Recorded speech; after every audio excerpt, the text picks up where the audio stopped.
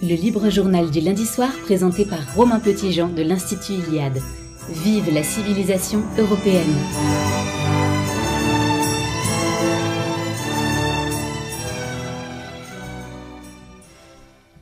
Chers amis de Radio Courtoisie, bonsoir. Chers amis de l'Institut Iliade, vous êtes nombreux à nous suivre. C'est le 3e numéro de ce libre journal Vive la civilisation européenne.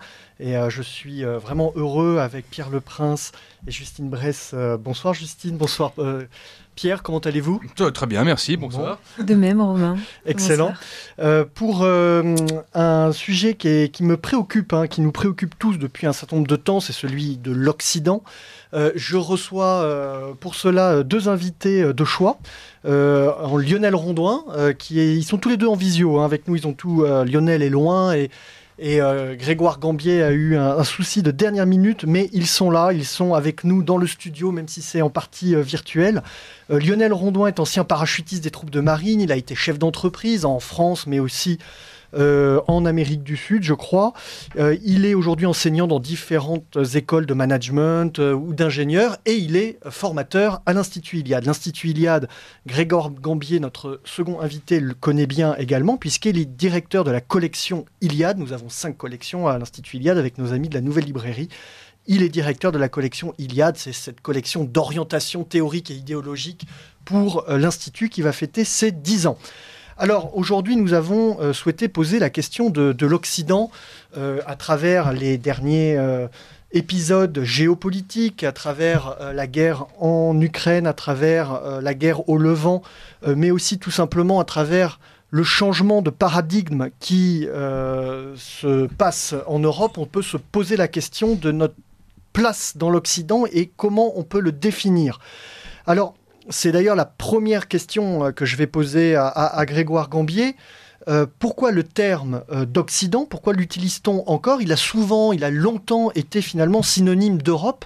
On pourrait d'ailleurs citer Dominique Vénère, que nous apprécions tout particulièrement à l'Institut Iliade, qui a intitulé un de ses livres « Samouraï d'Occident » et pas « Samouraï d'Europe ». Alors, est-ce qu'il y a eu une évolution du terme ? Oui, bonsoir à tous, bonsoir aux auditeurs de Radio Courtoisie et aux amis de l'Institut Iliade. C'était une très bonne question, Romain, de commencer par là peut-être, parce que le fait est que l'Occident s'est longtemps confondu avec l'Europe. Donc c'est bien de partir de l'histoire et des bases. Le terme d'Occident est d'abord géographique. Il caractérise l'Empire romain finissant, dit d'Occident, par opposition ou en tout cas par altérité à l'Empire romain d'Orient, donc c'est vraiment une notion géographique. Ensuite, sur les ruines de cet empire romain, avec la christianisation et l'avènement de la féodalité franque, l'Europe médiévale qui naît se confond assez rapidement avec l'Occident chrétien, et ça va durer un millénaire, mais nous sommes encore dans une notion, la notion géographique se confond, commence à englober une notion civilisationnelle, en tout cas religieuse. La 3e étape, c'est l'avènement de la modernité. Je pense qu'on y reviendra longuement au cours de cette soirée, et qui s'accompagne avec les grandes découvertes. Donc Europe et Occident restent synonymes. Ils représentent le monde blanc qui domine les mers, les continents, jusqu'à la décolonisation. Et la colonisation à rebours, évidemment, que nous connaissons aujourd'hui. Mais la dernière période où les 2 termes Europe et Occident peuvent encore se confondre partiellement, c'est pendant la guerre froide, évidemment, avec la notion de monde libre. L'Europe occidentale, en tout cas, s'y rattache, au même titre que le Japon, la Corée du Sud, le Sud-Vietnam et quelques dictatures sud-américaines ou africaines. Alors qu'une grande partie de l'Europe reste sous le joug soviétique et donc ne fait pas partie de ce bloc occidental. Donc la césure apparaît là et surtout se creuse. Je pense que Lionel Rondouin y reviendra, apparaît en tout cas manifeste avec la chute du mur de Berlin et surtout depuis 2003 et la dernière tentative des États-Unis d'imposer la Pax Americana partout dans le monde. Et là, il apparaît, nous sommes dans ce monde-là aujourd'hui, il apparaît que les objectifs géopolitiques américains diffère de plus en plus grandement de ce que peut être l'Europe et de ce que doit être l'Europe. Donc, pour finir là-dessus, je pense que autant il y a une histoire, et donc vous avez bien fait de rappeler le samouraï d'Occident, Romain Petitjean, hein, de Dominique Vénère, mais donc c'est un renvoi à cet imaginaire que j'ai rapidement brossé ici, hein, cet imaginaire où Europe et Occident pouvaient se confondre. Mais Dominique Vénère, le premier, il suffit de lire la nouvelle revue d'histoire, avait bien compris que l'Occident américain, en tout cas, différait grandement de l'Europe. Et donc parler d'Occident aujourd'hui, je mets les pieds dans le plat, c'est un marqueur idéologique. Se réclamer de l'Occident, c'est rester inféodé à l'impérium américain. Une forme de rupture, en tout cas des différences qu'on va essayer d'esquisser ensemble. Dominique de Villepin, il y a 2 jours, parlait d'occidentalisme, qui était une sorte finalement de fuite en avant, avec une volonté de garder ce bloc vivant, vivace, finalement un bloc autour des États-Unis d'Amérique. Lionel Rondoin, est-ce que cette notion d'occidentalisme vous paraît claire, ou elle reste quand même floue, même dans la bouche de Monsieur de Villepin ? Non, je pense que Dominique de Villepin a bien posé les choses. Du point de vue historique, on peut faire remonter l'Occident aussi loin qu'on veut et d'une certaine manière jusqu'au Moyen-Âge, si l'on veut.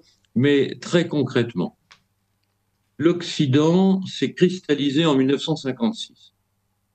En 1956, à l'occasion de la guerre de Suez, les États-Unis ont pris le pouvoir sur les dernières velléités anglaises et françaises d'autonomie politique, culturelle et géopolitique.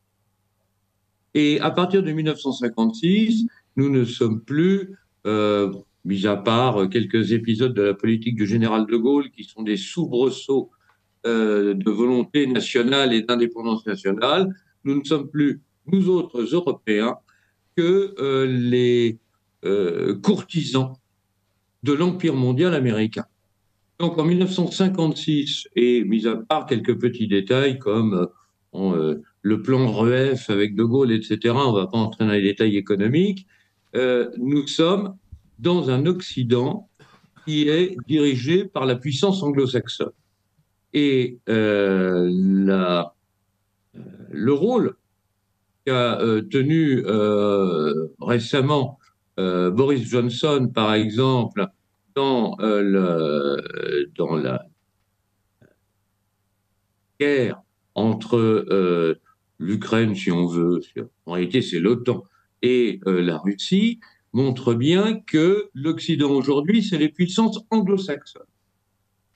L'Angleterre, le Royaume-Uni, est avec les États-Unis et le Canada le cœur de l'Occident, et nous ne sommes plus qu'un appendice de cette prétendue entité politique. Alors, cette différence, c'est simplement une différence d'intérêt politique et géopolitique, ou est-ce qu'il y a une différence de nature ? C'est-à-dire, est-ce que l'Occident a fait finalement sécession de l'Europe et de son être profond, de son rapport au monde, de sa spiritualité, de son rapport à la nature, aux choses, aux hommes ? Est-ce que ce sont juste 2 blocs géopolitiques, ou ça va au-delà ? Moi, je dirais qu'aujourd'hui, l'Occident est l'ennemi de l'Europe. L'Occident est l'ennemi de l'Europe, et on l'a très très bien vu à travers les derniers événements géopolitiques depuis 1 an et demi. L'Occident anglo-saxon vise non seulement au démembrement de la Russie, mais aussi à la disparition d'un rival politique et économique qui s'appelle l'Europe. La destruction de Nord Stream par... on ne sait pas si c'est les Américains, les Polonais, les Norvégiens, c'est pareil. De toute façon, même Olaf Scholz était au courant, qui est un esclave de l'Occident. Olaf Scholz est un esclave de l'Occident. Donc, un des 2 buts de guerre de l'Occident aujourd'hui, c'est l'affaiblissement définitif de l'Europe en tant que puissance politique, économique, financière et monétaire. Donc aujourd'hui, l'Occident est l'ennemi de l'Europe. Grégoire Gambier? Oui, ce que je retiens, c'est le terme d'Occident est à la fois un mot valise et surtout piégé, hein. Donc, je reviens pas sur ce que vient de dire Lionel, mais je crois que la notion d'Occident aujourd'hui est surtout obsolète. C'est le monde libre de la guerre froide, hein. C'est moi, je suis fasciné par des gens de 20 ans qui sont encore dans le monde de Jean-Pax Meffray, si je puis dire, hein. Donc c'est quand même fou. Mais c'est d'abord obsolète l'Occident. Et on va parler sans doute de post-Occident un peu plus tard dans l'émission, mais je pense qu'on en est là. La deuxième notion, enfin la deuxième raison, c'est qu'elle est fausse, cette notion d'Occident. Aujourd'hui, hein, une fois de plus, hein, j'ai fait un peu de rappel historique.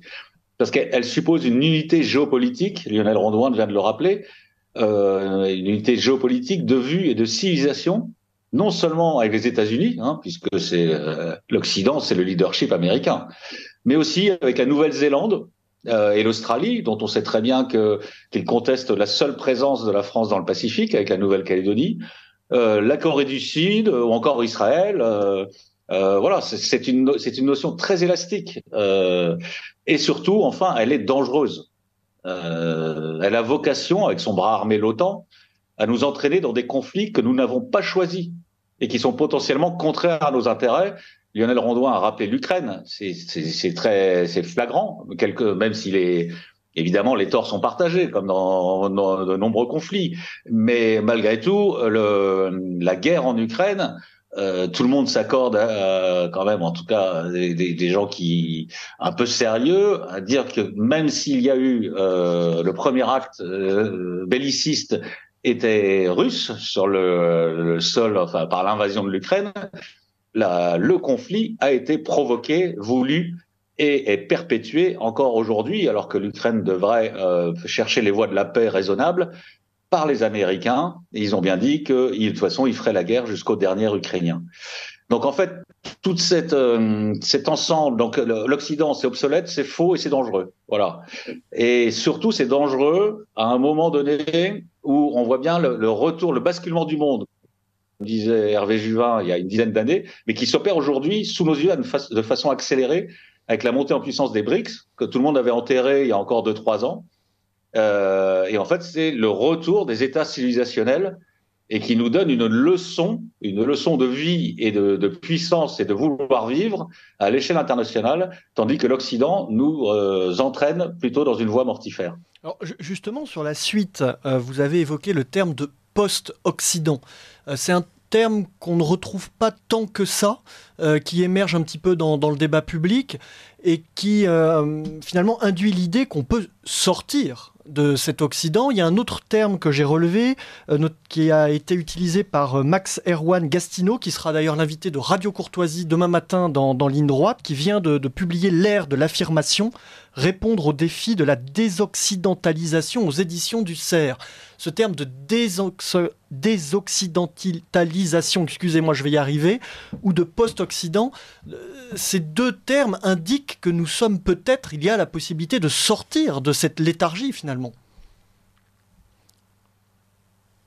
Lionel, je ne sais pas si... Ouais. Non, on est englué. Lionel Rondouin, vous pensez qu'on est englué dans cette situation et que les Européens sont incapables finalement de reprendre conscience d'eux-mêmes et de voir, vous avez parlé de vassalisation, d'esclavage, donc c'est notre destin, nous en restons là, Lionel Rondouin? Non, c'est pas obligatoire dans le long terme, c'est une question de volonté. Je voudrais bien que... Bon, moi j'ai vécu en Afrique, j'ai vécu en Amérique latine, j'ai travaillé dans 40 pays, je dis pas ça pour raconter ma vie. Est-ce que les gens se rendent compte à quel point le monde déteste les États-Unis? Vous allez au Brésil, les Américains sont malvenus. Vous allez en Argentine, qui est une colonie historique des États-Unis, les Américains sont haïs. Le monde est des États-Unis. D'abord, parmi ceux qui détestent les États-Unis, il y a tous les anciens alliés des États-Unis qui ont été trahis. Car les États-Unis ont abandonné tous leurs alliés depuis 1945, sauf Israël, pour l'instant. Attendez 6 mois. pour l'instant. Ils ont trahi tous leurs alliés. Et les anciens alliés des États-Unis les détestent pour les avoir trahis. Il y a toutes les victimes du FMI. Il y a toutes les victimes des sanctions absurdes et illégales du point de vue international. Vous savez, les États-Unis sont en dehors du droit. Les États-Unis sont au-dessus du droit. Si votre tête ne leur plaît pas, ils vous prennent votre propriété privée. L'Occident, paraît-il si libéral, a aboli la propriété privée, puisque l'on a volé des avoirs russes, des avoirs personnels, à des personnes au motif qu'elles avaient un passeport russe. On a gelé des avoirs collectifs dans les banques centrales sans aucune décision de l'ONU. Tout le monde déteste les États-Unis. Et le problème, c'est que nous sommes les laquais de cette puissance que tout le monde déteste avec plus ou moins de raison. Il y a toujours des exagérations. En réalité, je voudrais dire une chose qui me tient à cœur. Aujourd'hui, on voit la coalition, on voit apparaître un mot nouveau, Sud global, qui serait opposé à l'Occident. Et ce n'est plus une lutte entre l'Occident et l'Orient. C'est une lutte entre l'Occident et le Sud global. Qu'est-ce que c'est que le Sud global? C'est une coalition assez hétéroclite, une coalition de fait, des peuples qui entendent rester ce qu'ils sont, qui entendent rester identitaires. Qu'est-ce qui est commun au Kenya, à l'Argentine, à la Syrie, à l'Algérie, à l'Égypte, à la Chine, à la Russie? C'est de dire aux Américains, mais de quel droit voulez-vous nous imposer notre code civil? De quel droit voulez-vous nous imposer notre politique commerciale? Vous savez quel est le président américain le plus détesté par toute l'Afrique noire? C'est Barack Obama.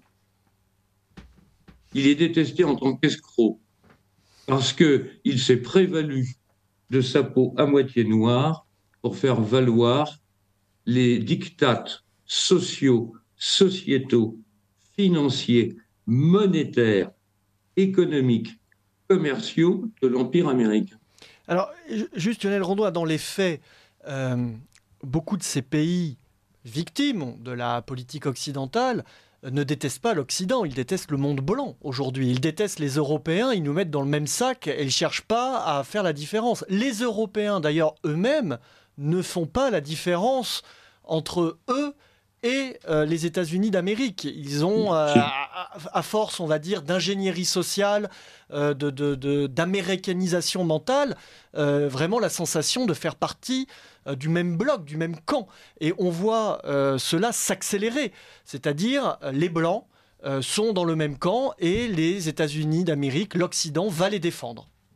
Les Argentins sont blancs à 99,9%. Ils sont dans le camp des BRICS et ils sont aujourd'hui contre l'hégémonie américaine.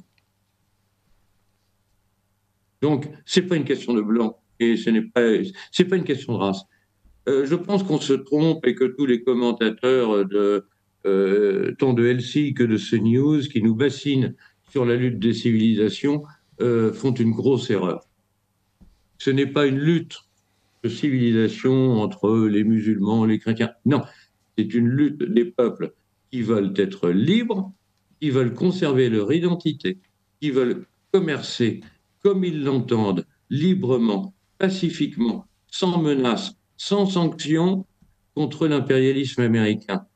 Le Kenya veut acheter son gaz au Qatar en shilling kényan. C'est ça la question. Je vous propose de revenir sur la caractérisation de ce qu'est l'Occident, de sa nature et de notre place vis-à-vis de cet Occident, après une première pause musicale proposée par Pierre Le Prince.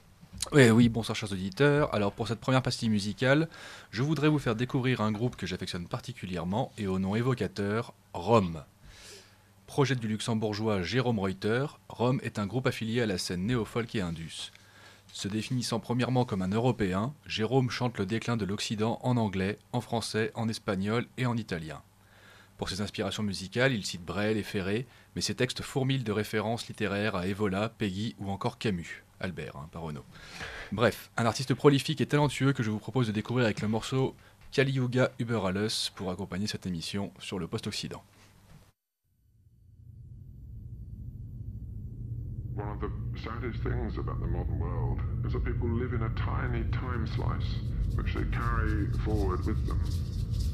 Nothing remains. The centuries to them are completely dark. Just unillumined corridors from which they stagger into a single little sliver of light. Every great civilization has a record of a period, of a golden age, when there was no war, no dispute, no lying.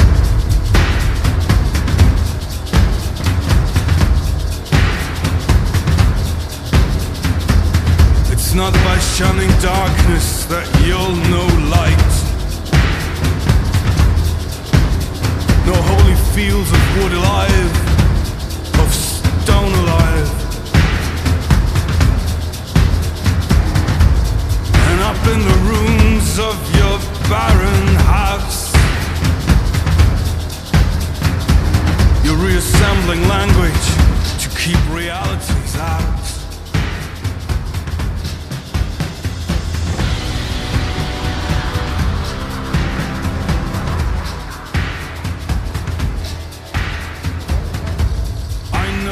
Credentials, and I know you'll tell.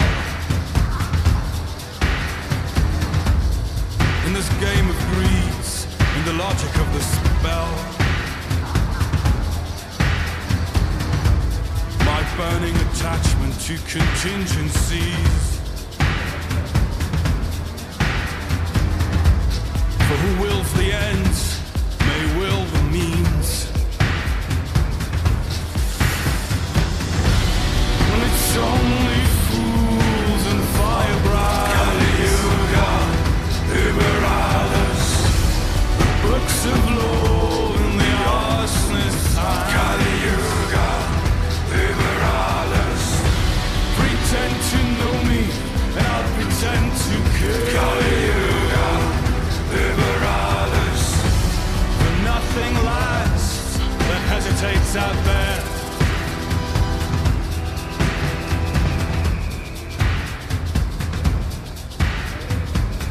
Time to collect the stones and what our gods left behind. Stray out of being and out of time. I know your credentials, I know your tell. Embracing that death you know so well. It's only fools and firebrand. Kali Yuga über alles. The books of law and the arsonist's hand. Kali Yuga über alles. Pretend to know me and I'll pretend to Kali Yuga über alles. For nothing lasts that hesitates out. Kali Yuga über alles. When it's only fools and firebrand. Kali Yuga über alles. The books of law and the arsonist's hand. Kali Yuga über alles. Pretend to know me and I'll pretend to kill. Kali Yuga über alles. For nothing lasts that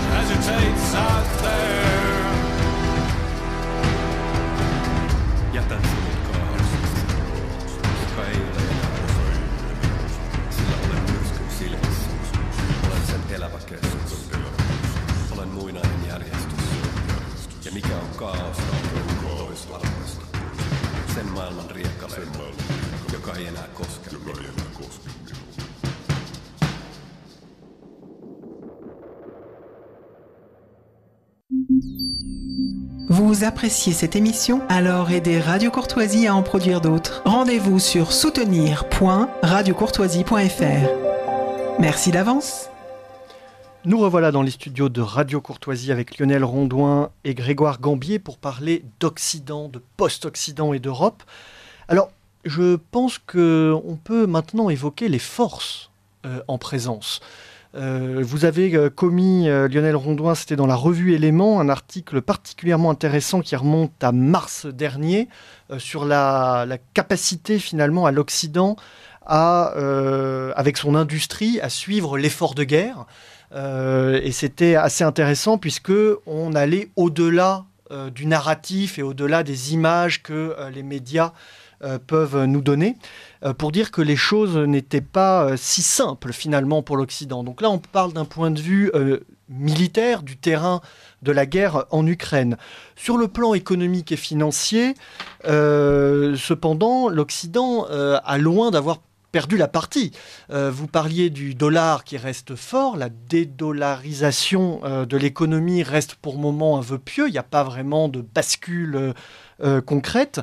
Les États-Unis d'Amérique, donc à la tête de cet Occident, pompent finalement les cerveaux du monde entier et ont une industrie et on va dire un secteur de l'innovation technologique particulièrement puissant.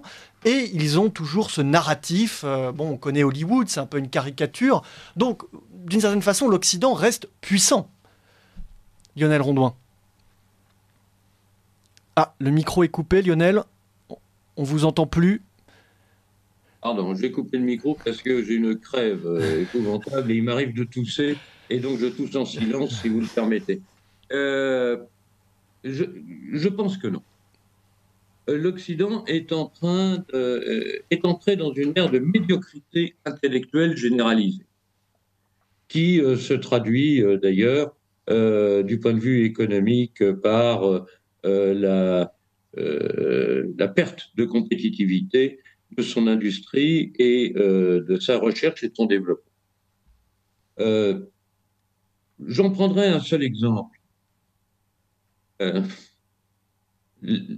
Quelle médiocrité intellectuelle, quelle décadence intellectuelle on observe entre la période où le maître, le tyran de l'Occident s'appelait Kissinger, et aujourd'hui, c'est Blinken et Newland. On a perdu 40 points de quotient intellectuel en 50 ans. 40 points. Kissinger, c'était un géant diplomatique. Aujourd'hui, cette médiocrité intellectuelle, que nos diplomates ne comptent plus, c'est fini. La seule diplomatie qui compte officiellement, c'est celle des États-Unis en Occident. Nos diplomates ne comptent plus. Ils ne connaissent plus que l'oukaz. Oukaz, tiens, comme par hasard, un nom russe. Enfin bref, il n'y a plus de diplomatie. Ce ne sont que des diktats. La diplomatie occidentale ne connaît plus que la reddition sans condition. Aujourd'hui, qui mène les affaires du monde, qui a piloté la réconciliation entre deux ennemis jurés qu'étaient l'Iran et l'Arabie saoudite, la grande puissance chiite et la grande puissance sunnite, c'est la Chine. Lavrov est le tyran du monde moderne. C'est un Russe. C'est un Russe. Nous sommes des nains. Et dans le domaine de la recherche et du développement, les événements récents, le développement des technologies militaires, mais aussi le développement des infrastructures, la capacité à construire des canaux, à construire des voies ferrées, etc. C'est passé où? C'est passé à la Russie, à la Chine, à l'Iran. L'Iran est une grande puissance intellectuelle et scientifique. Et aujourd'hui, à côté de l'Iran, nous sommes des nains. Des nains. Nous avons perdu 40 points de quotient intellectuel en 50 ans. Et tout cela, c'est la décadence de l'Occident. Parce qu'on parle d'une guerre des civilisations. Mais vous savez, l'homme est un animal.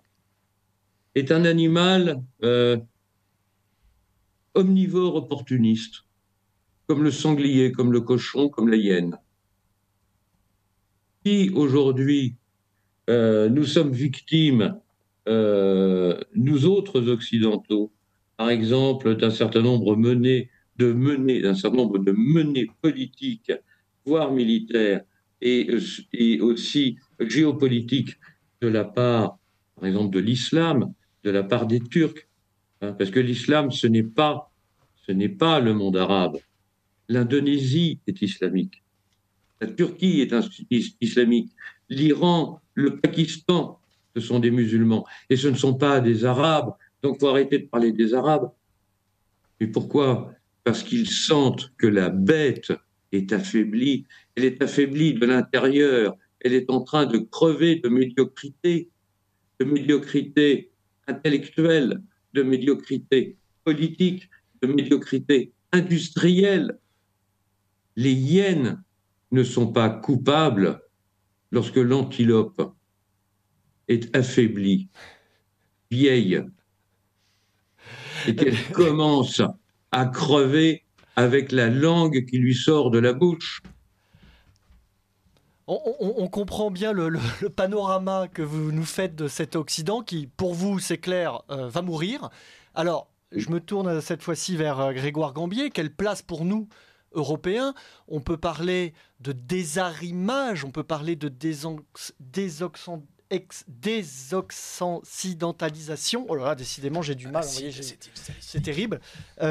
Quelle voie les Européens vont-ils pouvoir suivre dans ce contexte-là? C'est difficile de faire des pronostics, mais en tout cas, est-ce que vous en faites un?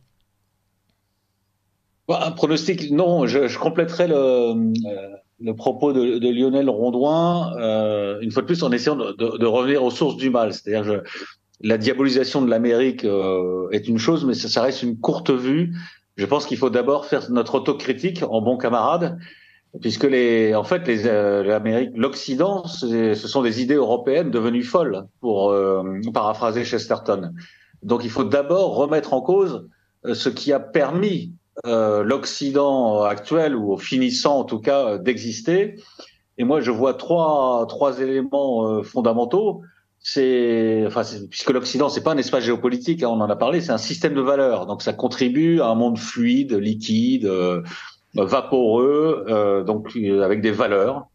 Alors, les trois valeurs essentielles, c'est quoi? C'est l'état de droit, c'est-à-dire le gouvernement des juges contre le peuple. Hein. C'est l'égalité juridique, non pas des citoyens, mais de tous. Et fort heureusement, face à l'état de droit qui s'est imposé comme une idéologie donc européenne, puis donc américaine et donc occidentale, on voit même au cœur de l'Europe, et évidemment en Hongrie, l'illibéralisme devenir une quasi-doctrine d'État et une ligne idéologique politique claire. Donc ça rend évidemment moins pessimiste que d'aucuns, mais donc l'état de droit est déjà contesté, et déjà de toute façon il est contesté par le réel, parce que ce qui permet l'invasion de l'Europe via Lampedusa ou ailleurs, c'est l'état de droit. C'est considérer qu'un étranger qui est là depuis 2 heures a autant de droits, voire davantage, qu'un ressortissant français ou allemand, un Allemand qui a fait la guerre de 30 ans et un Français, un Allemand ou un Français qui ont fait Verdun. C'est quand même une folie abyssale. Donc l'état de droit est finissant. Il suffit de relire Julien Freund, hein, pour tous les gens qui veulent faire un peu de politique. Hein. La politique, c'est l'activité sociale qui se propose d'assurer par la force, généralement fondée sur le droit, la sécurité extérieure et la concorde intérieure. Julien Freund a raison, c'est la force, généralement fondée sur le droit. Généralement, pas toujours. Donc le politique, c'est la force. Le droit n'est qu'accessoire. Donc l'état de droit, première verrue, issue quand même de la pensée européenne. C'est pour ça qu'il faut d'abord faire notre autocritique et d'abord remettre en cause ce qui a permis l'émergence de cet Occident américain. La deuxième valeur, si vous voulez bien, c'est la démocratie de marché, bien sûr. Qu'est-ce qui fait l'Occident? État de droit, démocratie de marché, idéologie des droits de l'homme. Je le dis, voilà. Donc la démocratie de marché, c'est-à-dire la transformation des citoyens en consommateurs, c'est-à-dire le non politique, une fois de plus. Et la course à ce qu'ils appellent la croissance, mais qui est en fait tout simplement le saccage de notre environnement et des conditions même de la survie des générations futures. Donc la démocratie de marché est également contestée par l'illibéralisme, bien sûr, mais par les contraintes aussi écologiques de plus en plus fortes et par la volonté de démocratie directe, la remise en cause en fait de tout ce système de valeurs purement capitaliste dont les jeunes générations, fort heureusement, notamment européennes, s'affranchissent progressivement. La troisième donc valeur, c'est l'idéologie des droits de l'homme. Évidemment, c'est la pire. Et là, on touche la prétention universelle. On n'en a pas assez parlé de l'Occident. Et c'est ça dont il va crever, je pense. C'est son universalisme ethnocentré et de plus en plus arrogant à mesure qu'il n'a plus les moyens de cette puissance. Lionel Rondouin l'a bien rappelé. La désoccidentalisation du monde est déjà en cours. Et elle s'accompagne d'ailleurs, on en parlait il y a quelques années, on parlait de démondialisation, sans se rendre compte que derrière le terme de démondialisation, c'était en fait la remise en cause de l'Occident américain. Donc l'idéologie des droits de l'homme, il faudra bien revenir dessus, surtout que c'est quand même fou parce que les 4/5 de la planète ne vivent pas du tout selon cette théorie, ils vivent encore selon des réflexes et des cultures, des logiques communautaires, voire claniques. Et la réalité du monde, c'est celle-là. C'est pas celle du petit bourgeois bobo de centre-ville et qui s'abonne à Netflix pour regarder toutes les minorités s'exhiber. C'est pas vrai. Donc, ce sont ces trois piliers, donc État de droit, démocratie de marché, idéologie des droits de l'homme, qui sont issus de l'Europe. Il faut quand même d'abord faire notre autocritique. Ce sont des idées européennes devenues folles qu'il faut remettre en cause. Et derrière cette remise en cause, faite plus frontalement avec l'idéologie des droits de l'homme, c'est l'universalisme, c'est l'égalitarisme et c'est la moraline. Parce que l'universalisme, on en a parlé, c'est le néocolonialisme l'arrogance occidentale qui reste très forte. L'égalitarisme, c'est le libéralisme sociétal, hein, ça va jusqu'au wokisme. C'est ça, l'égalitarisme, on va jusque-là. Et donc le wokisme, ça c'est un chiffon rouge pour n'importe quel peuple attaché à travers la planète, attaché à ses racines. Et pas que les musulmans, il faut pas croire. Et enfin la moraline d'autant plus qu'elle est à géométrie variable, hein, quand on voit la réaction du dit Occident au sort de l'Arménie, au sort d'Israël aujourd'hui, enfin, c'est qu'il y a des raisons autres et qui ne sont pas totalement liées aux prétentions affichées. Merci Grégoire Gambier. Nous recevons de nombreux messages, nous ne pouvons pas tous les lire. Justine, est-ce que vous pouvez lire celui qui vient d'arriver avant de passer à la chronique suivante de Raphaël Emma? Tout à fait, Romain. Donc, on nous écoute avec le plus grand intérêt. Et l'auditeur souhaite notamment rappeler le génocide des Indiens et plus récemment le Kosovo, l'Irak, l'Ukraine avec Maïdan et toutes les condamnations économiques de la France. Donc, entre autres, Alstom assez récemment, le Concorde, le Vietnam, l'Afghanistan, la soumission de l'Europe.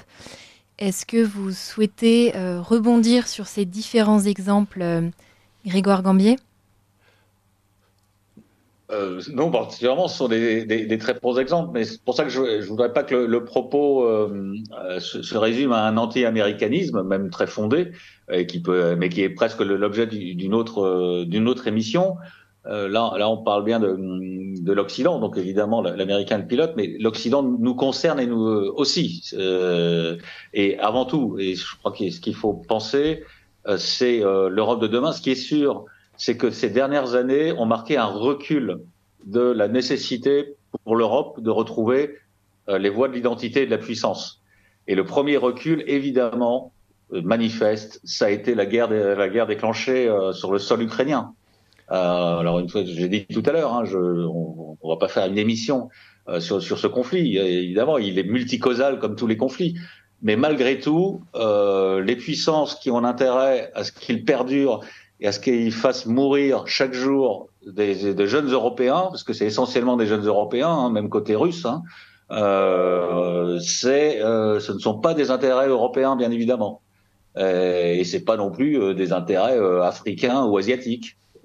C'est là, pour le coup, les États-Unis, le monde anglo-saxon dont parlait Lionel Rondouin au départ, qui en a toujours voulu, évidemment, à la puissance tellurique, géostratégique, continentale européenne, et qui a toujours cherché à la diviser et à y créer des césures. Nous nous retrouvons après la chronique de Raphaël Emma, activiste provençal et auditeur de la promotion Frédéric Mistral de l'Institut Iliade. Perspectives identitaires. La chronique politique de Raphaël Emma pour le libre journal Vive la civilisation européenne sur Radio Courtoisie. 9 novembre 1989, le mur qui sépare les Berlinois de l'Est des Berlinois de l'Ouest s'effondre. 2 ans plus tard, le 25 décembre 1991, le drapeau rouge de l'Union soviétique s'abaisse pour la dernière fois, remplacé par celui de la Fédération de Russie. La Paris-Troïka amorcée par Gorbatchev, volonté de moderniser un régime soviétique à bout de souffle, est un échec. Cette pièce de théâtre à 2 acteurs qui opposait un Occident capitaliste à la sphère d'influence communiste s'achève après presque un demi-siècle à rythmer la vie géopolitique mondiale. C'est la fin d'une ère, le commencement d'une nouvelle. L'idéologie est morte. Les rêves de grands soirs socialistes de la génération 68 semblent lointains. Leurs enfants sont ceux du monde du dollar, de Walt Disney, du consumérisme et du statu quo. Fukuyama décrète la fin de l'histoire, l'ordre du monde occidentalo-libéral est devenu hégémonique. Les enfants de la décennie 90 grandissent dans ce nouveau monde. Les vieilles cultures européennes ont perdu leur singularité respective, au profit d'une américanisation omniprésente. De la consommation au rapport au monde, du cinéma à la télévision, de la langue jusqu'à la musique, une culture occidentale homogène émerge. L'effondrement du bloc de l'Est empêche la conceptualisation même d'un autre paradigme. Cerise sur le gâteau, Gorbatchev, Gorby pour les intimes, apparaît sur une publicité pour le géant américain Domino's Pizza. C'est probablement Thatcher qui le disait le mieux. There is no alternative. Cette décennie est marquée par une relative insouciance. Les mots d'ordre du mythe américain sont dans tous les esprits. Self-made man, apparition d'Internet, progrès technologique, libéralisation des mœurs, les sociétés du vieux continent jouissent sans entrave de ce nouveau monde qui semble pacifié et pérenne. C'est la Pax Americana. La fête semble se poursuivre sans accroc, et pourtant, Dieu sait que la gueule de bois va être rude. 2001, c'est le réveil. L'islam radical vient rappeler à la toute-puissance américaine, en s'attaquant aux 2 tours jumelles, que le monde ne se résume pas à la sphère d'influence occidentale. Des peuples entiers sont les oubliés de la mondialisation. Les puissances émergentes viennent peu à peu contester ce nouvel ordre mondial, voulant elles aussi participer au concert des nations décisionnaires. La Chine, forte de sa démographie et de sa mentalité, commence à concurrencer sérieusement l'oncle Sam. En Amérique latine, les révolutions anti-américaines se succèdent. Chavez au Venezuela, Evo Morales en Bolivie. La Russie, après une humiliation internationale sous la coupe de Yeltsin, renoue avec ses ambitions du passé avec l'arrivée au pouvoir de Poutine, pur produit de l'appareil soviétique. Sur le vieux continent, ça s'agite. Le récit d'une mondialisation heureuse est contesté. Les bien nommés populismes meuvent les peuples contre la crise de 2008, contre l'appareil européen, contre les invasions migratoires, contre les délocalisations, en bref, contre la sortie de l'histoire. Moi, je suis un enfant des années 2000. Je n'ai pas connu l'insouciance occidentaliste que certains vantent avec nostalgie. Je suis un enfant de la crise, des attentats, du retour de la guerre en Europe, du chômage et du grand remplacement. En bref, la mondialisation heureuse, pour moi et ma génération, c'est une fable. Alors, est-ce que je suis un enfant de l'Occident ? J'en sais rien. Les chaussures de mes potes sont américaines, mais le réseau social préféré de ma génération est chinois. Mon christianisme est sécularisé et mon anglais pas très bon. Je rêve pas de devenir une star d'Hollywood, ni de crécher dans une résidence pavillonnaire. Ce que je sais en revanche, c'est que la marche du monde est en train de changer et que l'oncle Sam est malade. Mais je n'ai rien à voir avec l'Est. Les Grecs opposaient traditionnellement la liberté de leur cité à la tendance despotique de l'Orient. Les pouvoirs rigides, les villes ruches, la culture de la délation, les systèmes de crédit social chinois, non. Tout ça n'est pas une alternative. À l'Ouest, donc, un empire qui s'effondre. À l'Est, un nouvel impérialisme. Alors, que nous reste-t-il ?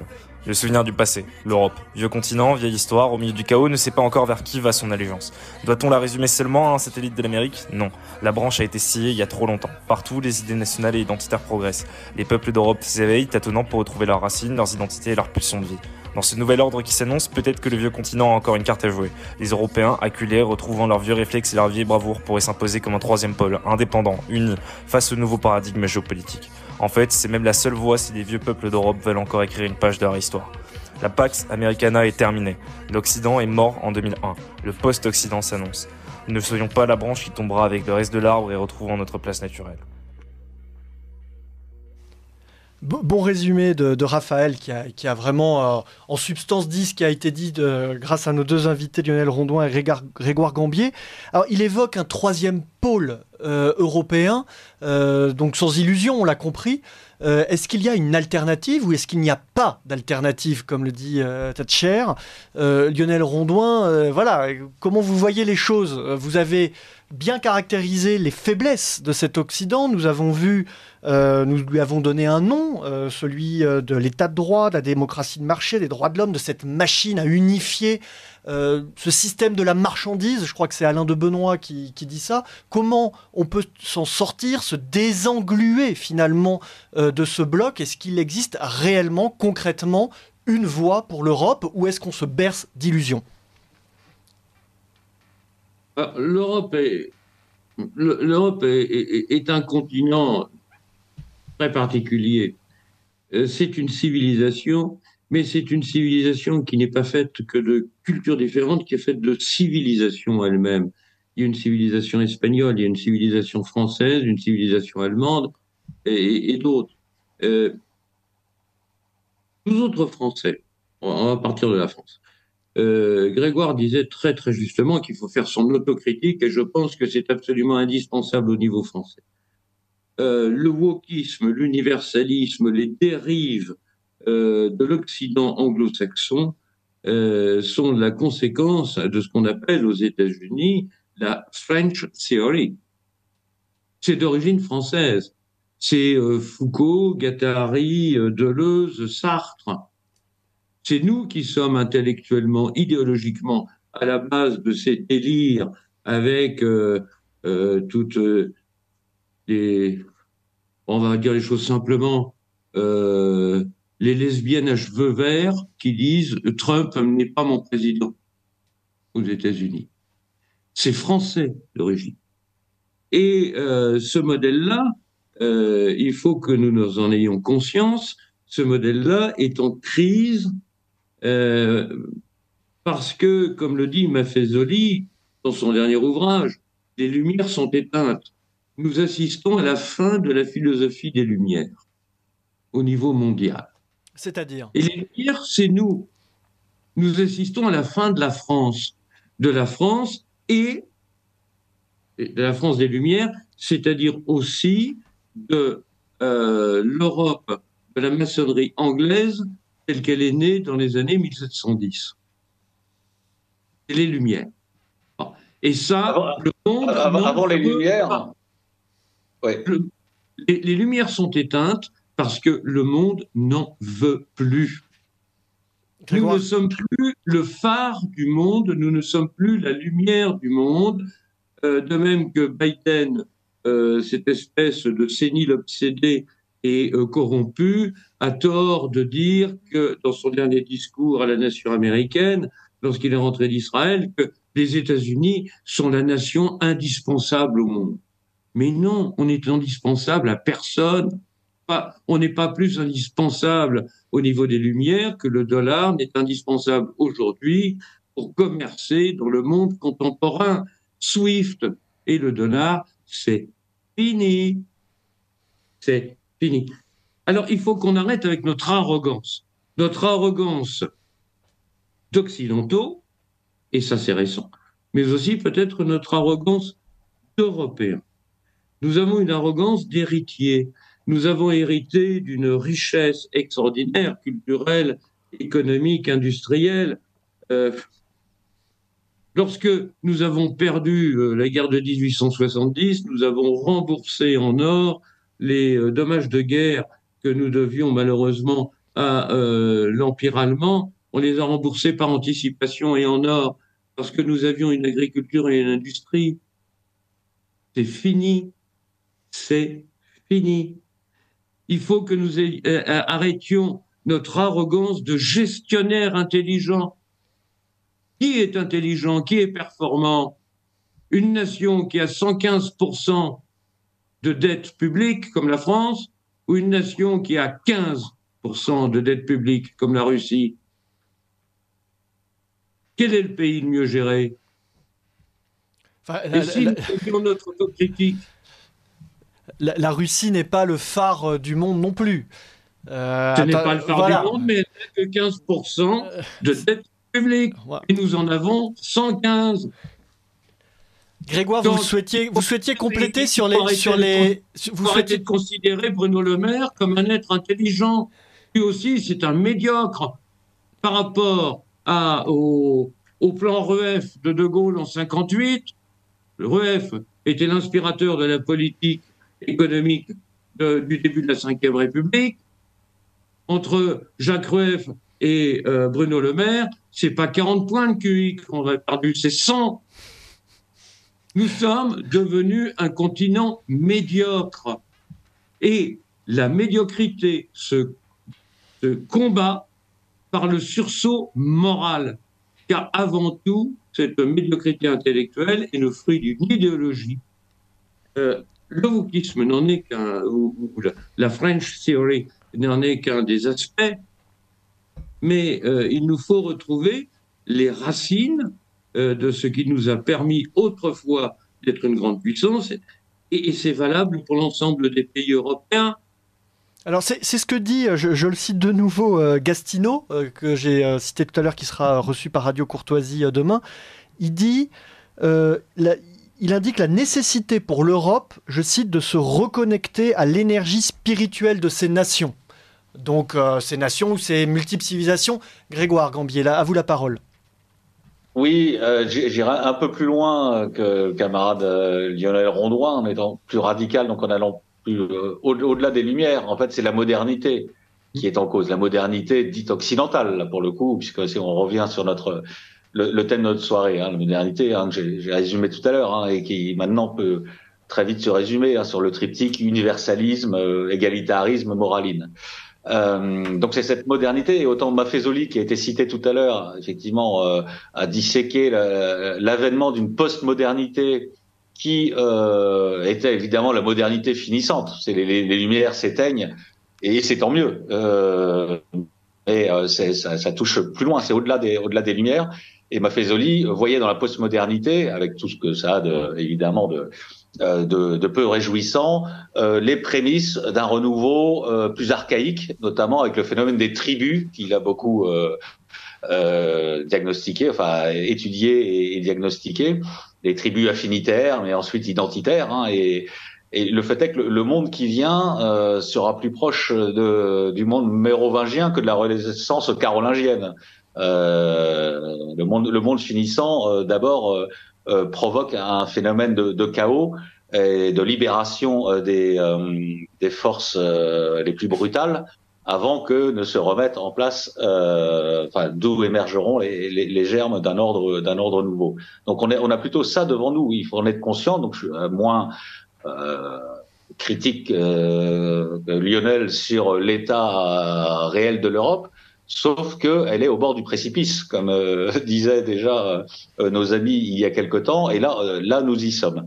Nous y sommes parce que nous restons englués dans les valeurs de la modernité. Et donc c'est autant la post-modernité est en train d'advenir, autant le post-Occident doit advenir aussi. Et dans ce post-Occident, il ne faut pas que les Européens ne soient que les spectateurs, ou pire, embarqués dans la décadence sous férule américaine, puisque c'est un système qui tente à la décadence. Il faut que les Européens, à défaut de l'Europe, parce qu'en tant qu'unité politique, évidemment, on en est loin, mais en tout cas les Européens, et je rebondis sur votre citation, Romain Petitjean, vous avez raison, c'est l'âme sacrée des nations, c'est celle des peuples aussi. C'est celle des peuples enracinés et qui ont encore conscience d'un devenir dans l'histoire. Et c'est cela qu'il faut évidemment renouer, c'est ce fil qu'il faut renouer. Alors je dis il faut parce que ce n'est pas encore le cas, mais l'avenir est plutôt à cela, et il sera d'autant plus, il sera difficile, mais il sera possible que si nous renonçons à des valeurs qui nous ont entraînés dans le précipice actuel. C'est le travail en tout cas qui est fait par l'Institut Iliade au sein de ces formations. Merci beaucoup Grégoire Gambier d'avoir été avec nous. Je vais laisser la parole à Lionel Rondoin pour un mot de conclusion avant de passer à la suite. Ce fut court, intense, on pourra continuer les débats autrement, j'espère. Est-ce que vous souhaitiez faire un petit mot de conclusion, Lionel ? J'ai été très dur sur certains aspects. J'espère ne pas avoir été trop pessimiste. Je crois que le sursaut est possible. Et puis, il faut compter aussi sur l'imprévu dans l'histoire, tel que nous l'a entre autres enseigné Dominique Vénère. Le monde actuel est un monde en turbulence et par définition plein d'imprévus. Donc, nous aurons certainement des opportunités de faire valoir nos vraies valeurs, nos vraies capacités dans des occasions historiques que peut-être nous ne soupçonnons même pas encore. Merci à vous deux pour votre présence dans les studios de Radio Courtoisie. Nous vous souhaitons un bon retour, une bonne soirée. Nous n'avons pas pu lire tous les mots des auditeurs, mais beaucoup étaient contents d'écouter. Grégoire Gambier au top, musique excellente. Merci pour ces mots d'encouragement. En parlant de musique, je me tourne vers Pierre Leprince, puisque c'est le moment de notre deuxième respiration musicale. Appelons, c'est pas très beau, respiration musicale. Pause musicale. À vous la parole, Pierre. Eh bien, écoutez, après ces perspectives, ma foi, certes un peu pessimistes, je vous propose pour ce second morceau d'écouter un grand classique, puisqu'il s'agit de L'hiver des 4 saisons de Vivaldi, mais avec l'interprétation décapante de Fabio Biondi et de son ensemble Europa Galante. Violoniste et chef d'orchestre, Fabio Biondi, c'est dur à dire d'un seul mot, a provoqué une petite révolution à la fin des années 90 en revisitant le répertoire baroque, se référant aux plus anciennes partitions connues et a surpris par son interprétation très dynamique des œuvres. Je vous propose donc de découvrir cette pièce illustrant à merveille le génie européen.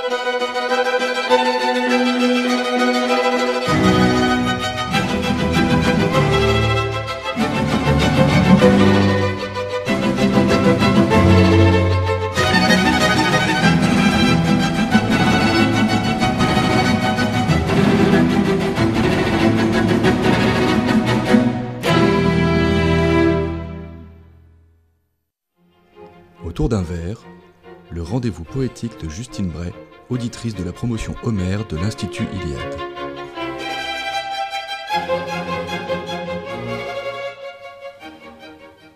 Nous retrouvons donc Justine autour d'un verre pour un rendez-vous poétique mensuel où elle nous partage son regard sur le monde à travers les réflexions d'un jeune couple, Frédéric et Romain. Cette semaine, elle vous propose, chers auditeurs de Radio Courtoisie, un texte intitulé « Le suicide du Ponant ». Ma chère Frédéric, vous me semblez bien lasse. Votre teint est si terne. Vos expressions de glace, je vous trouve changé et les jours avec eux emportent l'allégresse qui dansait dans vos yeux. Couvez-vous quelque chose? Avez-vous de la fièvre? Je ne vous connais pas, ce tempérament mièvre. Enfin, répondez-moi, À qui ai-je l'honneur? Je m'en vais de ce pas consulter le docteur. Hélas, mon cher époux, aucun apothicaire ne pourra entraver ce qui mord mes viscères. Je crois souffrir d'un mal qui transcende mon corps, un cortège nuptial. Voilà ce qu'il dévore. Cet esprit vil me cause de terribles dommages. Réagir il me faut, vous dis-je sans embâge. Poursuivez donc, madame. Sortez de la réserve. Quel bonheur inouï d'entendre votre verve. Romain, mon cher époux, à vous je me confie. Vous partage les doutes s'emparant de mes nuits. Voyez ma condition, quel sinistre déclin, approchez-vous, grand Dieu, et soyez mon témoin. Mon âme ne connaît que rigueur de l'hiver, au printemps de ma vie, elle n'est que chimère. Point de force pour vivre, point d'enclin à survivre. Mon destin est tragique, il ne le faut poursuivre. Oh, vous tombez, ma chère, si pâle en pâmoison. Troublé, je vous découvre, perdez-vous la raison? Ressaisissez-vous, donc reprenez vos esprits. Rassemblez vos humeurs et faites-y du tri. Sachez vous départir des mauvais affluents, je ne saurais souffrir de ces maux incessants. Mais êtes-vous en pleurs? Pis, monsieur, je me meurs. Éteintes mes envies, je suis à l'agonie. Allons, allons, courage, forcez-vous au repos. En vous la vie réside, préservez cet îlot. À quoi bon mon amour, quand le monde est si sombre, que ma vitalité n'est plus que par son ombre? À quoi bon mes atours, quand la beauté s'enfuit? À quoi bon la bravoure, quand les héros sont tus? Pourquoi tous ces efforts, je sais que Dieu est mort? Je reconnais bien là une essence du siècle. Un peuple en dormition, qui sa grandeur épecle, faute de se tenir rigoureux et hardi face aux humeurs du ciel et ses intempéries. Désœuvré, abruti, éreinté par l'histoire, le ponent jouit, l'opposant joute de gloire. Frédéric, vous êtes une enfant de l'Europe. Soyez une guerrière, refusez sa syncope. Votre héritage équipe votre corps d'une armure. Athéna, dans vos songes, apparaît, vous susurre. Battez-vous, jeune fille, emboîtez-moi le pas. Ce n'est pas aujourd'hui que sonnera le glas. Vous saurez qui vous êtes lorsque vous comprendrez qui frappe brusquement sur votre bouclier. Dès lors, vous deviendrez un noble notonnier pour mieux conduire l'Ouest vers sa vraie destinée. Le libre journal du lundi soir présenté par Romain Petitjean de l'Institut Iliade. Vive la civilisation européenne!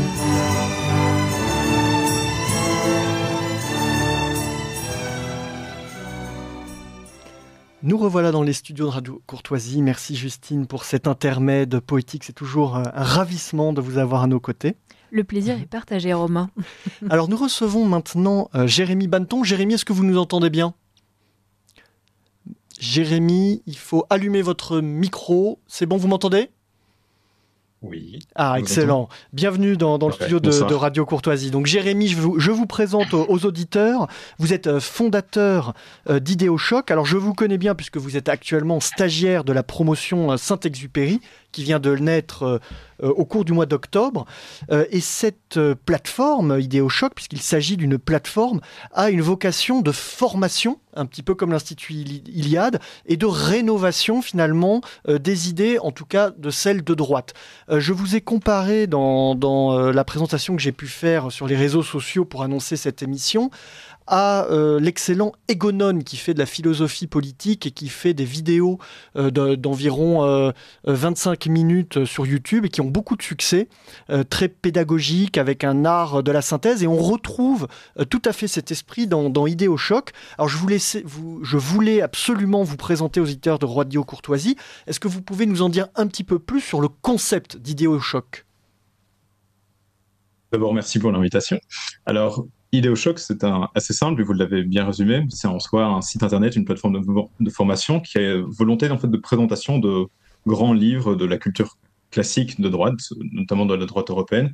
On parlait aujourd'hui quelque part d'Europe et d'Occident, et je pense que si l'Europe doit se ressaisir, elle le fera surtout d'abord par une prise de conscience intellectuelle, une vraie praxis intellectuelle, et le constat, et c'est pour ça que j'ai décidé de porter l'aventure Idéo Choc, c'est que les concepts parfois ne sont pas aussi bien maîtrisés qu'ils devraient l'être. Et pour répondre à nos adversaires, il faut des concepts. Et puis il faut également plonger dans ce patrimoine de la littérature européenne, de la littérature aussi de droite ou même de notre histoire. Ainsi, Idéo Choc a cette volonté en fait de présenter chaque semaine un livre. Alors ça peut être de l'histoire, de la science ou de la philosophie, à le résumer à un concept essentiel qui définit ce livre et à en faire un podcast d'une durée plus ou moins de 25 minutes. Donc, que je comprenne bien, c'est un type d'idées que vous essayez de présenter, de reconquérir, ou c'est finalement les idées de manière générale dont on n'entend plus parler nulle part? Alors d'abord, c'est un type d'idée, parce que étant de droite et m'affirmant de droite, j'estime que les idées de droite sont d'abord les plus essentielles à maîtriser, et ensuite ce sont les idées en général. Pour l'instant, ce n'est pas le cas, évidemment, le catalogue est surtout orienté à droite, que ce soit un petit peu la tradition nouvelle droite ou la droite de manière plus générale, la droite classique. Mais à terme, évidemment, le site proposera du contenu qui sera, on va dire, intellectuel au sens large du terme. La première étape, c'est d'abord de se forger un corpus militant, en fait, d'avoir une bibliothèque militante quasiment à portée de main, chaque instant dans notre poche. Alors, quels sont les premiers auteurs que vous qualifiez de droite, qu'on puisse bien situer le cadre d'Idéo Choc que vous avez abordé? Alors, donc le site en fait s'est lancé il y a un mois, ce qui fait qu'on a une douzaine d'ouvrages déjà qui sont disponibles. Alors ça va de Dominique Venner sur le fameux Le Samouraï d'Occident, dont vous avez parlé d'ailleurs aujourd'hui. On a également Bertrand de Jouvenel avec Du pouvoir, qui est un livre d'ailleurs qui est difficilement trouvable, mais qui est un classique de l'histoire politique. On a également Carl Schmitt avec la notion du politique. On va trouver la semaine prochaine Adriano Romualdi, La droite et la crise du nationalisme. On va avoir un livre également plus historique, Les Indo-Européens par Jaroslav Lebedinsky. Ce cas, c'est d'ailleurs un peu particulier parce qu'il est aussi une actualisation des connaissances et des recherches sur le sujet. Et il y a Nietzsche également, donc un petit peu de philosophie. Prochainement également, on devrait avoir Proudhon pour parler un petit peu à la fibre sociale. Et sur le plan plus scientifique, j'attends aussi Robert Plumine avec Blueprint, par exemple, ou bien... son nom m'échappe actuellement. Un programme, en tout cas, extrêmement chargé. Oui. Alors, comment accède-t-on à ces contenus? Alors, tout d'abord, il faut se rendre sur le site internet, donc ideochoc.fr. Et alors, on peut s'abonner à la formule. Donc, c'est une formule qui est facturée annuellement de 96 € par an, ce qui revient qu'à 8 € par mois. Et la formule est assez bien faite dans cette mesure que vous pouvez essayer le site pendant 14 jours. Et si jamais vous êtes déçu, ce que je n'espère pas, du site internet, eh bien, vous pouvez demander un remboursement. Évidemment, le but, étant donné qu'on vient de se lancer, c'est en s'abonnant, c'est aussi de soutenir l'initiative. Il y a beaucoup de choses sur lesquelles nous devons encore travailler, que ce soit le site en lui-même qui devrait être un petit peu refait, que ce soit une application aussi pour téléphone sur lequel on va également travailler. Et voilà, donc c'est un acte militant de s'abonner, mais c'est aussi un acte que l'on fait pour soi, pour le plaisir des idées et pour le message est lancé aux auditeurs de Radio Courtoisie. Alors déjà, donner à notre chère radio, ça me paraît être le minimum. Et cette chère radio qui permet de présenter des initiatives comme Idéo Choc. Jérémy est un auditeur de Choc. Il a déjà réuni une équipe quasiment d'une dizaine de contributeurs. D'ailleurs, en un mois, on voit l'étendue du travail qui a été fait. Donc évidemment, je vous invite à vous abonner. Alors moi, j'ai une question... plus sur le fond, puisque je vois que vous avez suivi nos débats. Je sais que vous êtes, vous aussi, un Européen de cœur et d'esprit. Dans les auteurs que vous avez déjà présentés dans Idéo Choc, est-ce que certains, par leur pensée, par leur expérience, peuvent éclairer les débats que nous avons eus aujourd'hui sur cette notion d'Occident, de post-Occident, et de la place que l'Europe pouvait prendre à l'avenir? Oui, je pense notamment à deux livres en particulier. Bon, évidemment, c'est Dominique Venner qu'on apprécie tous particulièrement avec Le Samouraï d'Occident, avec cette volonté qui est développée de réveiller l'Europe de sa dormition, pour une prise de conscience de notre tradition, de notre fond commun. Également, je souhaiterais pointer le livre dont j'ai déjà parlé, de Jaroslav Lebedinsky, à savoir sur les Indo-Européens, parce que la prise de conscience historique, c'est aussi un retour aux racines, à nos mythes originaires, et je pense que ce retour à l'origine, comme disait Heidegger, est synonyme d'une renaissance future. Merci. Alors, un autre aspect qui m'intéresse, donc vous vous êtes défini comme de droite, très bien.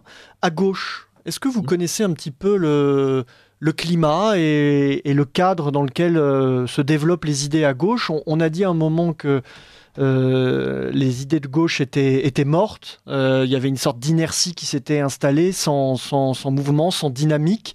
Est-ce que c'est quelque chose que vous constatez, et d'une certaine façon, les idées de droite que vous portez combleraient une sorte de vide? Ou est-ce que nous allons rentrer réellement dans une nouvelle lutte idéologique? Je pense que les idées de gauche ne sont pas mortes, loin de là. En fait, je pense qu'elles sont en train de se redynamiser, dans la mesure où, notamment sur Internet, aujourd'hui ça commence un peu par là, il y a beaucoup de jeunes, comme on dit, de youtubeurs ou de jeunes idéologues de gauche qui essayent de parler, qui essayent en fait, par un retour au marxisme, de faire ressurgir une doctrine de gauche, ce qui fait en fait qu'ils développent de plus en plus une langue commune à travers toutes les familles politiques de la gauche. Et justement, quelque part, mon objectif avec Idéochoc, c'est que nous aussi, on puisse redynamiser notre pensée intellectuelle en répondant aux défis d'aujourd'hui par un retour d'abord à nos classiques et par une volonté de refonder une langue commune à droite qui fait qu'on comprend ce que veut dire des mots tels que libéralisme, liberté, autorité ou politique. Et en effet, comme vous le dites, je crois qu'on va aller vraiment vers une guerre culturelle entre la gauche et la droite. La société se polarise de plus en plus et donc on est requis en fait à être au niveau. Alors, est-ce que d'une certaine façon, Idéochoc ne tente pas de combler un vide, justement, entre une connaissance encyclopédique et très livresque et ce langage, je reprends vos termes, qu'on peut trouver sur les réseaux sociaux notamment, où le débat d'idées se fait de façon tout à fait nouvelle, avec beaucoup d'invectives, forcément des propos très souvent caricaturaux, parce qu'il faut en très peu de termes pouvoir développer sa pensée. Est-ce que Idéochoc, ce type de format, représente une sorte d'intermédiaire ou d'alternative à ces réseaux sociaux? Alternative, je l'espère. Étant donné que notre entreprise est quand même une entreprise de sérieux, l'objectif est de garder un niveau qui ne tombe pas vers l'invective, justement, et qui, en fait, fasse preuve d'esprit de synthèse, qui a toujours été quelque chose de très important dans le développement intellectuel. Et en effet, Idéochoc n'a pas juste une volonté de pure érudition. Pour ça, il y a des plateformes qui sont beaucoup mieux faites. On parlait d'Egonon. Egonon est vraiment un érudit, en ce sens qu'il creuse beaucoup plus les concepts. J'ai envie de dire que, d'une certaine manière, moi, je donne des cartouches intellectuelles qui permettent de mieux répondre dans le débat quotidien, que ce soit si on est invité quelque part, plateau télé, radio, soit en famille, à des amis ou dans les cercles sociaux dans lesquels nous sommes investis. Donc l'objectif, c'est de mener une entreprise de sérieux qui puisse être diffusée largement.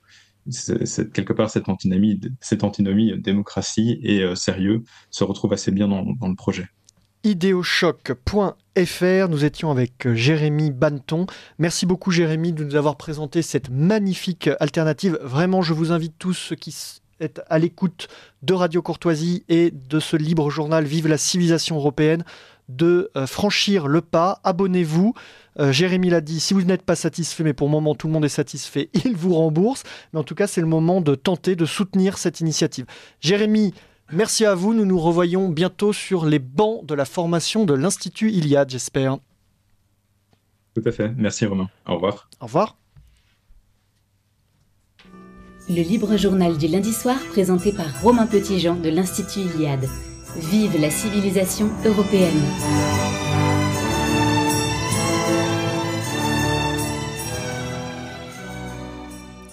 Nous revoilà dans les studios de Radio Courtoisie. Merci d'être à notre écoute pour ce libre journal Vive la civilisation européenne.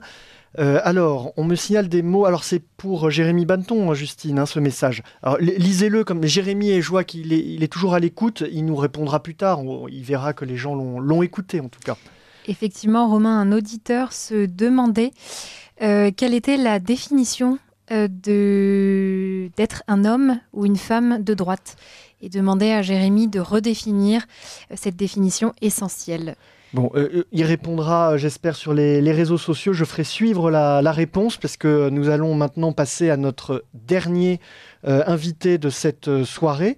Il s'agit de Gauthier Brioude. Gauthier, vous êtes avec nous, vous nous entendez bien ? Oui, bonsoir. Bonsoir Gauthier, merci d'être avec nous. Là aussi, une initiative un petit peu plus ancienne, puisque je crois qu'elle a 2 ans, mais vous allez nous le redire précisément. Vous êtes responsable du NIE. Le NIE est un incubateur d'entreprises enracinées. Alors, en quelques mots pour les auditeurs, un incubateur, on en trouve dans les grandes écoles, on en trouve dans les entreprises, et finalement, c'est une sorte de plateforme, là aussi, pour faire pousser, grandir des projets souvent entrepreneuriaux. Le vôtre a une particularité, c'est celui des entreprises enracinées. De quoi s'agit-il exactement ?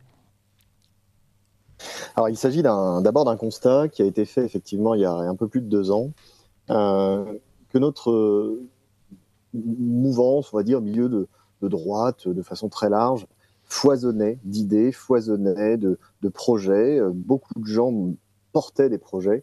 Et finalement, par manque de professionnalisme, par manque d'ambition, par manque de compétences parfois, eh bien, ces projets arrivaient très vite à un plafond qu'ils avaient du mal à percer. Et l'objectif de cet incubateur, c'était d'accompagner ces projets pour les aider là où les compétences manquaient, par exemple. Depuis 2 ans, nous avons accompagné plusieurs dizaines de projets. C'est très varié, hein. Il y a du digital, du culturel, de l'artistique même. Et le constat est toujours le même, c'est que généralement les porteurs de projets ont 1 ou 2 compétences ou 3 compétences qui leur manquent pour vraiment réussir à franchir un pas et à changer d'échelle. Voilà. Donc c'est la raison d'être du NIE, c'est d'accompagner ces entreprises, ces entrepreneurs qui sont en demande de soutien. Mais ces projets ont une vocation politique, ils sont marqués politiquement, idéologiquement, ou comment vous les sélectionnez ? Alors, nous sélectionnons sur 2 critères principaux. D'une part, le porteur de projet en lui-même, c'est-à-dire est-ce qu'il nous paraît avoir la tête sur les épaules, est-ce qu'il nous paraît à l'écoute, parce que pour bien l'accompagner, il faut forcément quelqu'un qui soit à l'écoute des conseils qu'on peut lui prodiguer. Et donc, premier critère, le porteur de projet, et deuxième critère, la viabilité du projet. À partir de là, nous avons écrit récemment un petit manifeste qui nous sert de guide pour choisir les projets, et nous voulons que ces projets respectent une certaine dimension française ou européenne, enracinée ou localiste, relocalisation des activités. C'est assez flou. En fait, on veut volontairement avoir un cadre assez large pour ne pas faire fuir un porteur de projet qui souhaiterait toquer à notre porte, en sachant que ce cadre exclut de facto les projets du capitalisme le plus débridé. Donc là, aujourd'hui, en tant que responsable de l'incubateur, ce que vous cherchez, ce sont des projets, ce sont des porteurs de projets. C'est ça la ressource finalement principale d'un incubateur. Voilà. Nous avons eu récemment une vague de porteurs de projets tout à fait bienvenue. Donc nous enchaînons les rendez-vous, les entretiens avec eux pour déterminer s'il est pertinent de les aider ou non. Mais effectivement, plus on a de projets, mieux c'est. Sans rentrer dans le secret des dieux, c'est quel type de projet qui frappe à la porte du NIE ? Alors, je sors d'une visioconférence avec un couple qui a lancé une sorte de jeu de société pour couple. Nous avons eu une marque textile. Nous avons eu aussi un projet plutôt digital d'application mobile de sondage. Nous avons demain une plateforme de financement participatif. C'est assez varié. Donc oui, une grande variété de projets. Et donc ces porteurs de projets, ils se présentent à vous. Un tel a des soucis de marketing, un tel ne sait pas faire son bilan comptable. C'est ça en fait, ils n'ont pas tous les mêmes qualités et défauts dans la façon de mener leur barque. Alors généralement, les porteurs de projet eux-mêmes identifient 1 ou 2 faiblesses. Je n'y arrive pas en communication, par exemple. Voilà. Nous, avec maintenant notre expérience et notre complémentarité, puisque nous sommes 4 au sein de l'équipe avec tous des compétences différentes, nous identifions d'autres problèmes. Voilà. Et en fait, on va leur demander de travailler d'abord sur le problème le plus urgent ou le plus important, pour ensuite les aider sur ce qu'ils croient être le problème principal. Les auditeurs de Radio Courtoisie qui ont des projets, comment peuvent-ils savoir si ça rentre dans le cadre et comment peuvent-ils se manifester? Est-ce que vous avez un site? Où est-ce qu'ils vous contactent? Alors, le mieux, c'est de nous contacter, effectivement, si vous avez un projet, en nous présentant succinctement le projet. Si, dans tous les cas, on vous appellera pour en savoir plus, pour savoir s'il est pertinent ou non de vous aider et vous proposer un rendez-vous en visio avec l'équipe pour aller plus loin. Pour nous contacter, le mieux, c'est d'envoyer un mail à l'adresse suivante, contact@incubateurleni.fr. Très bien. Ça me donne une idée, ça serait intéressant de se retrouver chaque mois, pourquoi pas présenter des projets. Je ne sais pas à quel point l'incubation est avancée, si cela est possible, mais nous aimons bien ici les chroniques récurrentes, des rendez-vous. D'ailleurs, les auditeurs de Radio Courtoisie nous le réclament, ils savent qu'il y a des rendez-vous dans ce libre journal du lundi soir, Vive la civilisation européenne. Qu'est-ce que vous pensez de cette idée? C'est possible? Je vous aurais dit que ça aurait été compliqué il y a quelques mois, mais aujourd'hui, je suis assez confiant. On aura tous les mois au moins un projet à présenter, sans aucun doute. Bon, excellent. Alors prenons date. Et ce que j'apprécierais tout particulièrement, c'est que dans les projets que vous allez nous présenter dans les prochaines émissions, puisque vous venez d'accepter le défi, il y ait des projets qui viennent d'auditeurs de Radio Courtoisie. Ça serait formidable et la radio aurait tout à fait rempli son rôle. Oui, alors ce serait formidable. Il faut que les gens qui nous contactent précisent qu'ils nous contactent grâce à cette émission sur Radio Courtoisie. Ce serait formidable et nous ne manquerons pas de le signaler ensuite. Très bien, écoutez, merci beaucoup Gauthier Brioude. Je rappelle le site internet où vous trouvez incubateurleni.fr, c'est bien ça, hein, oui, .fr. Contact au début si vous voulez écrire. Merci, chers auditeurs de Radio Courtoisie, d'avoir été avec nous. Nous nous retrouvons une fois en novembre, une fois en décembre, pour 2 thèmes absolument passionnants. Un sur l'éducation et un sur l'articulation entre identité et souveraineté. Donc des débats de haute volée avec des invités de choc. Merci de nous avoir suivis. Je vous souhaite à tous une excellente soirée.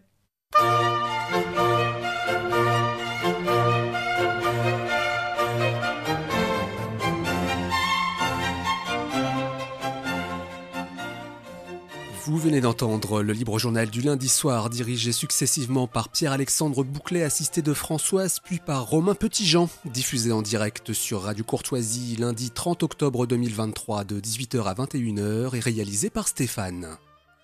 N'oubliez pas que Radio Courtoisie est une radio culturelle associative. Afin de sauvegarder une indépendance absolue, Radio Courtoisie refuse toute ressource publicitaire. Radio Courtoisie ne vit que grâce à ses auditeurs. Aidez-nous à demeurer libres, rendez-vous sur soutenir.radiocourtoisie.fr et accédez à l'ensemble de nos archives à partir de 5 € par an. Si vous le désirez, nous pouvons vous faire parvenir un enregistrement de ce libre journal. Commandez le CD-ROM pour le prix franc de port de 9 € ou 6 € seulement si vous êtes adhérent de notre association. Je vous rappelle notre adresse, Radio Courtoisie, 61 boulevard Murat, 75 016, Paris.